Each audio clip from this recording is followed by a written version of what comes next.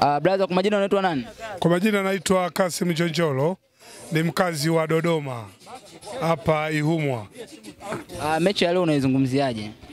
Mechi ya leo tactical Yanga wako vizuri kuliko Azam.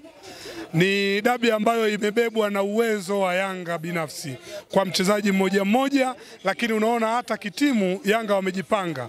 Wanaitaka gemu ya leo kwa kasi zote na kwa matokeo yote ambayo matokeo yote yanamilikiwa na wachezaji wa Yanga siku ya leo. Kwa kifupi leo Azam wanaweza kachezea kuanzia goli 3 mpaka 5 kwenda juu. Hilo sio kitu cha kuja kushangaza kwa kusema kweli. Ni kitu gani ambacho umekiona kwa kipindi cha kwanza mmeongoza goli 2? So unasema kipindi cha pili unaweza kala goli 3 mpaka 5. Ni kipi ambacho umekiona kwa Azam ambao mapungufu yao? Kwanza midfield Azam imezidiwa nguvu leo. Haina uwezo wa kuzuia mashambulizi ya Yanga.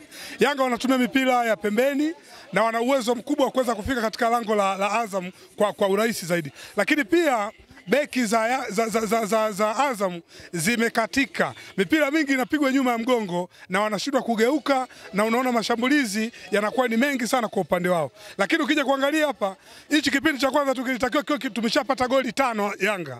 Lakini bahati tu, yani ile bahati kipa naye katika kurusha mikono tukajikuta tukaje kutoa yale magoli ambayo tumeangalia ya Mudathiri, tumecheki pale ya Chama. Yalikuwa ni magoli kabisa moja kwa moja yale.